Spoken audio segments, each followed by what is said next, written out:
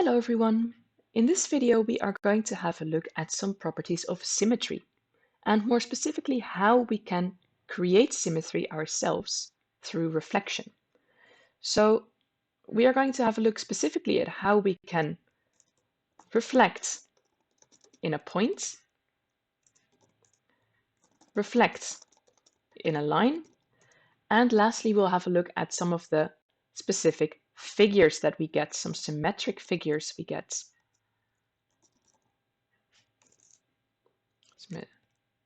Symmetrical figures by reflecting, by creating that symmetry.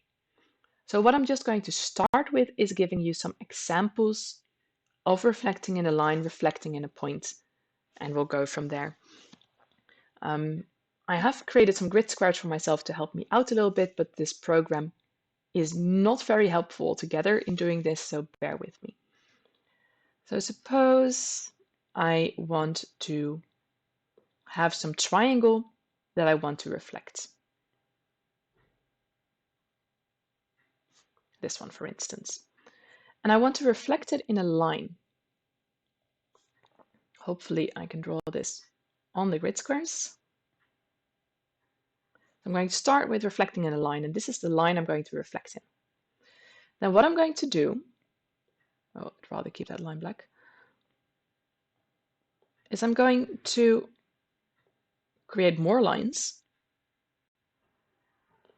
Or rather, let's start by giving the vertices names, P, Q, R. I'm going to create lines from the vertices through the line I'm reflecting in, and they have to be perpendicular. So starting with P-ish, I would draw a line that goes until around here. It's not perfectly on P, but we get the idea. And firstly, it is perpendicular, and I need both sides to be equal length. So then I can mark that my point on the other side, my reflection on P, is here. And I do the same for every point. So I do the same for Q.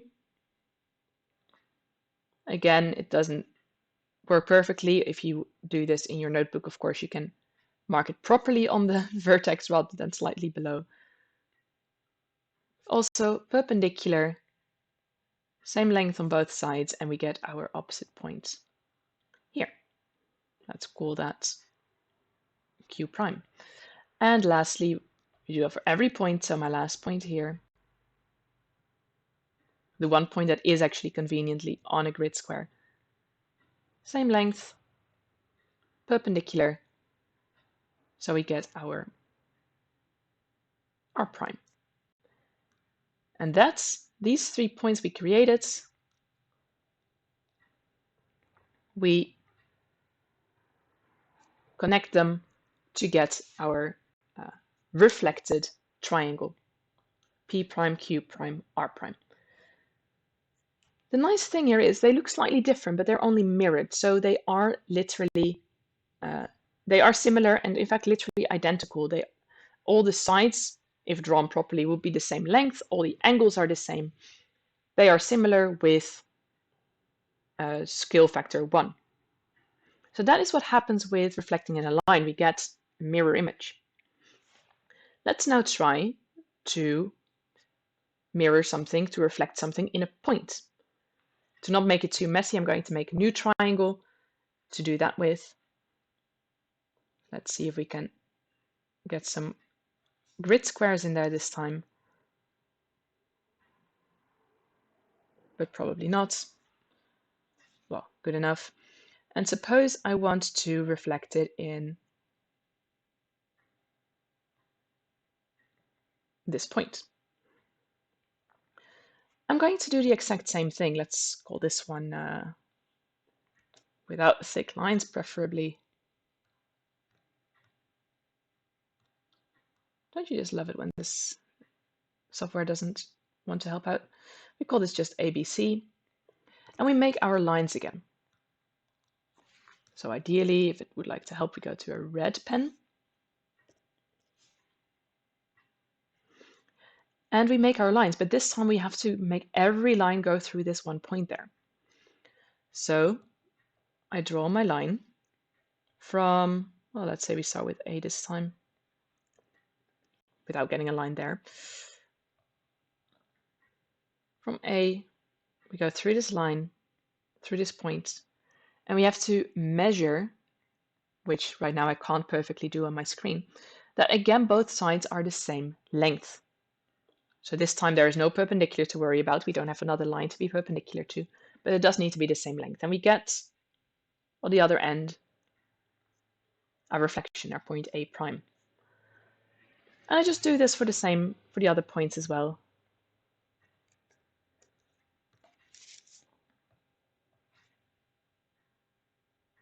I'm very sorry. I would very much recommend you to watch this at a higher speed so you don't have to deal with me fooling around as much. But we get our B prime.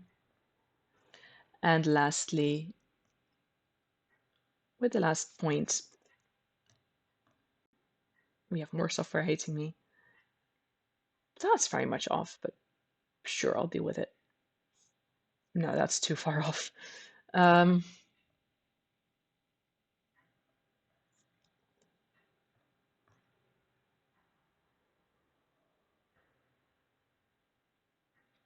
Ish. This way we get our C prime. And, well, we can already see that I kind of messed this up. It's not entirely the triangle we're looking for, but that's way too far off. This triangle kind of is still my ABC. But, well, more like it's rotated. It's rotated 180 degrees. But again, I have the exact same triangle. They're similar. They have the same angles, the same lengths, but now reflected in a point. And therefore, rotated 180 degrees. So that is reflecting in a line, reflecting in a point. And they give us those nice symmetries. We get some interesting situations when we reflect in a line that's already part of my triangle or part of my figure. Because suppose I have a triangle, but I reflect, if this is KLM, but I reflect in LM, then L doesn't go anywhere, M doesn't go anywhere, only K goes to the other side as well. And we get ourselves a kite because we have symmetry on this line that we had. Kites we've seen before. There's one new figure that I am going to show you that we haven't seen before. And for that we need to have a slight introduction first. Because generally, well, we know parallelograms where the opposite sides are parallel, but we can also have a figure where if I draw it properly, only one of the pairs is parallel. So we had our parallelogram. This figure we call a trapezium. And in this one we have a very, very special case where we have a trapezium with symmetry.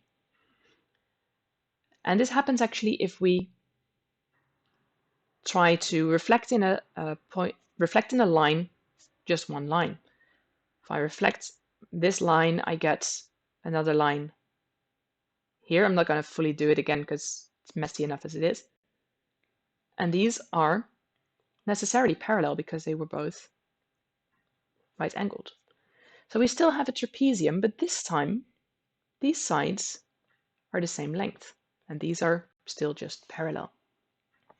And this special case, this symmetrical figure, we call this an isosceles trapezium, similarly to how we would have an isosceles triangle with the two sides that are equal.